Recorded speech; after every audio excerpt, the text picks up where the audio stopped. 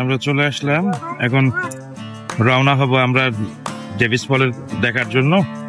আমরা সবাই গাড়িতে উঠছি, আপনাদেরকেও দেখাবো ইনশাআল্লাহ।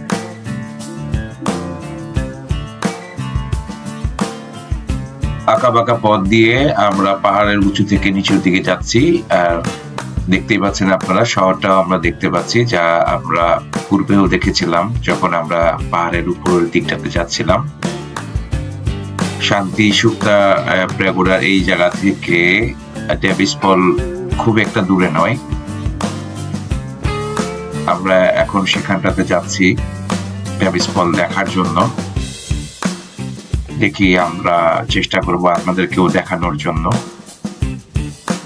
একটা কথা না বললেই নয়, এটা হচ্ছে আমার প্রথম ব্লগ এবং দেশের বাইরে আমি প্রথম ভিডিও করছি। দেশে তো আসলে কখনো করাই হয়নি, আমি নেপাল থেকেই শুরু করার চেষ্টা করছি। হয়তোবা এখানে কথার কিছু জড়তা ছিল বা আছে, বা আপনারা যারা ভিডিও দেখছেন বিভিন্ন ব্লগ, হয়তোবা ওনাদের মতো আমার কথাটা অতটা সুন্দর হচ্ছে না, বাট আমি চেষ্টা করছি। আমরা চলে আসছি প্রায় কাছাকাছি। শান্তি সুক্তা থেকে এসে যখন আপনি ডেভিস ফলের এন্ট্রেন্সের আগেই দেখতে পাবেন এরকম একটা বটলনেক, যা দেখে আপনার মন চাইবে একটু বসে জিরিয়ে নেই। কারণ আপনি যখন শান্তি সুক্তা থেকে আসবেন তখন অনেকটাই আপনি ক্লান্ত থাকবেন পাহাড় বেয়ে, তো আপনার এখানে একটু বিশ্রাম নিতে ভালোই লাগবে। ডেভিস ফলে আসলে আপনারা এরকম দেখতে পাবেন যে এন্ট্রেন্সে আছে মার্কেট,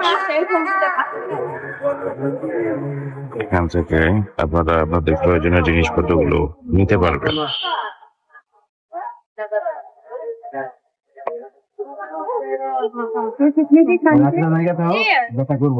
ডেভিস ফলে যেতে হলে কিন্তু আপনাকে একটা প্রবেশ ফি দিতে হবে। ভিতরে প্রবেশ করলেই অন্নপূর্ণা অঞ্চলের এই দামিটা আপনার চোখে পড়বে।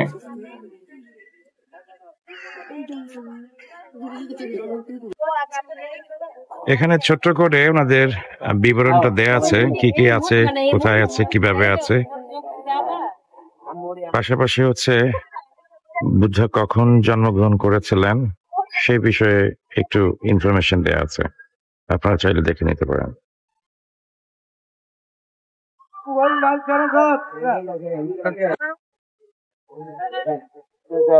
কি অপরূপ সৃষ্টি! কোত্থেকে পানি আসছে আর কোথায় পানি যাচ্ছে, কত উপর থেকে কত নিচ দিয়ে বের হয়ে চলে যাবে। অদ্ভুত না বিষয়টা?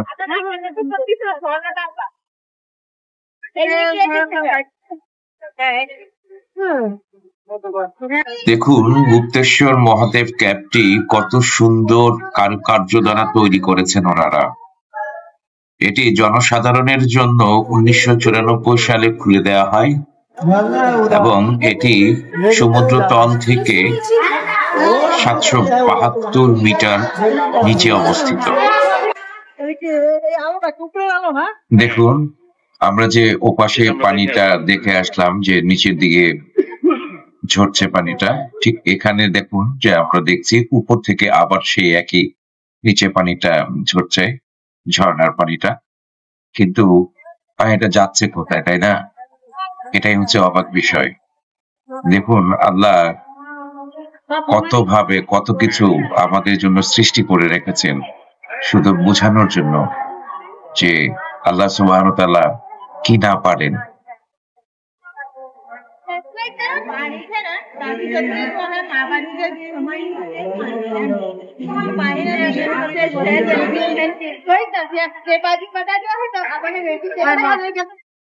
ওখান থেকে আমরা এখন চলে আসছি সাসপেনশন ব্রিজ দেখার জন্য। তো মোটামুটি বলা যায় আমরা ক্লান্তই, অনেকেই হাঁটছে না হাঁটার মতো করে। তারপরেও দেখতে হবে, দেখার জন্য ওদের আগ্রহে আছি যে বেশ বড় সড়ো একটা সাসপেনশন ব্রিজ, যেটা এখন আজ আপনারা দেখতে পাচ্ছেন। সামনে কামাল এবং আমাদের সর্বকনিষ্ঠ আছে আরহাম হেঁটে হেঁটে যাচ্ছে বাবার সাথে। খুবই সুন্দর, তবে আমার ভয় লেগেছে। কারণ হচ্ছে যে আমার উচ্চতায় থেকে নিচের দিকে আমি যখন তাকাই তখন আমার ভয় লাগে। এটা বোধহয় এক ধরনের দুর্বলতা মানুষের, এটা অনেক মানুষেরই আছে, তা আমারও সেই জিনিসটা আছে। যাই হোক, আমরা অর্ধেকটা পথ যেতে পেরেছিলাম, তারপরে আর যেতে পারিনি, আবার ওখান থেকে ব্যাক করেছি। তো এখানে আসলে আপনাদের অনেক ভালো লাগবে, কারণ খুবই সুন্দর একটা জায়গা, খুব সুন্দরভাবে নিরাপত্তার সাথে এটা তৈরি করা হয়েছে। আর এখানে দেখতে পাবেন যে অনেকে বাইক চালাচ্ছে, বাইক দিয়ে এটা পার হচ্ছে। এটা হচ্ছে এপার থেকে ওপারের সাথে একটা সংযোগস্থল। তো এখন যদিও নিচে খুব একটা পানি নেই, অল্প অল্প পানি আছে, যা হয়তো বা একটু পরে আপনারা দেখতে পাবেন। সবকিছু মিলে এই জায়গাটাও অসাধারণ একটা জায়গা। আপনারা যখন আসবেন, আপনারা এখানটাতে আসবেন, আপনাদের ভালো লাগবে।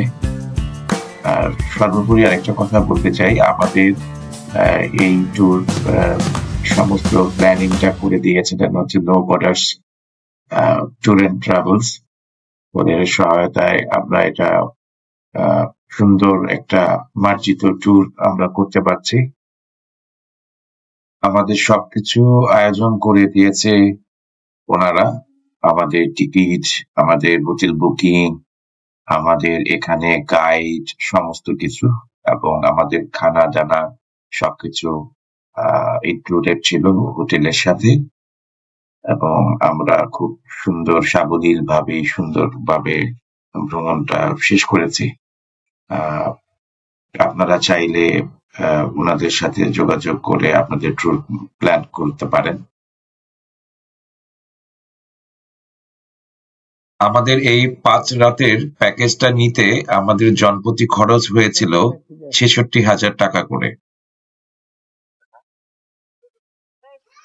আমার সাথে ভ্রমণ সঙ্গী হিসেবে ছিলেন মোহাম্মদ কামাল হোসেন ও তার পরিবার, যিনি কিনা কামাল এন্টারপ্রাইজের প্রোপাইটার, এবং হাজি আজিমউদ্দিন ও তার পরিবার, যিনি কিনা একজন বিশিষ্ট সমাজসেবক, এবং আমার বন্ধু আওলাদ হোসেন, যে কিনা কনস্ট্রাকশন ব্যবসায়ী, পাশাপাশি আমার ভাগনা রাশেদ আলম, যে কিনা RS গ্রুপের চেয়ারম্যান।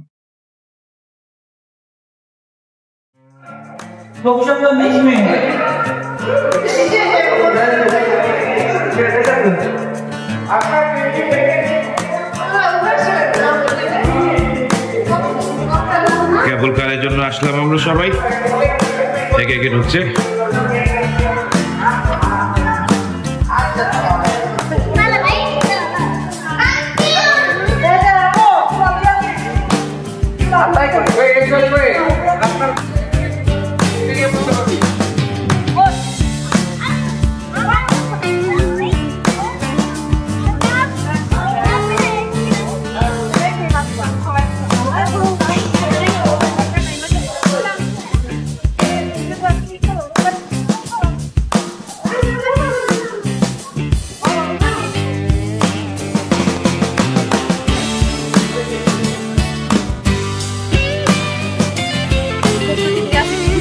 হাজি হচ্ছে পুরো কেবল কারের জার্নিটাতে নিচের দিকে কখনোই তাকায়নি ভয়, যেটা নিয়ে আমরা অনেকটাই হাসাহাসি করেছিলাম।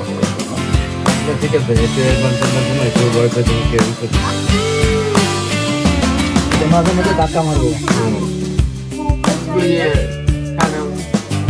এই জায়গার মধ্যে, এই চলে আসে এই জায়গায়। আজ ভয় পাইও না, না এদিকে তাকাও, ভয় না পাইলে আরে ক্যামেরা করতেছি তো করো, তা তোমার তো তাকাও তুমি ক্যামেরার দিকে, এত ভয় পেলে কেমনে? হ্যাঁ, এগুলো তো স্মৃতি, বুঝো না? ওর নাম হচ্ছে ফাতিহা। আর এই যে দেখতে পাচ্ছেন হাজি আজিমউদ্দিন সাহেবের ওয়াইফ, উনি কিন্তু মনে মনে দোয়া পড়ছেন, যা কিছুটা আমরা শুনতে পেয়েছি। ভয় ওনারও লেগেছে। আমরা উপরের দিকে যাচ্ছি আর দেখছি আমাদের চারপাশের সৌন্দর্য এবং পরন্ত বিকেলের সূর্যের আলোতে দেখুন সবুজের উপরে হালকা হলুদ রং ধারণ করেছে। দেখতে বেশ সুন্দরই লাগছে।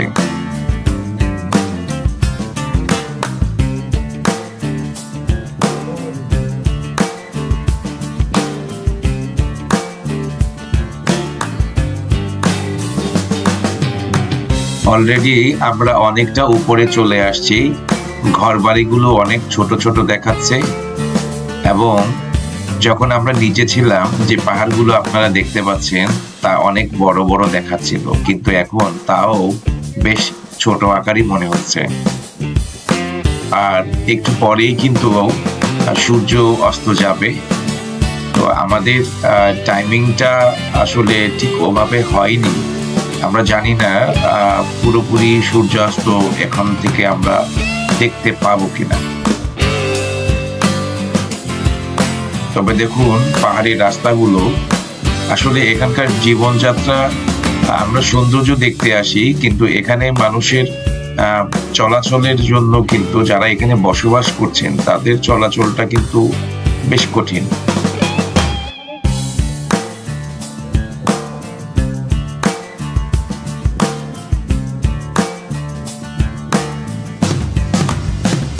এ হচ্ছে রেজওয়ান। পুরো ভ্রমণটাতে অনেকটাই নীরব ছিল। ভিডিও লম্বা হয়ে যাওয়ার কারণে আমরা এখানেই শেষ করছি। আমাদের পরবর্তী পর্বে বাকি ভ্রমণটা থাকবে।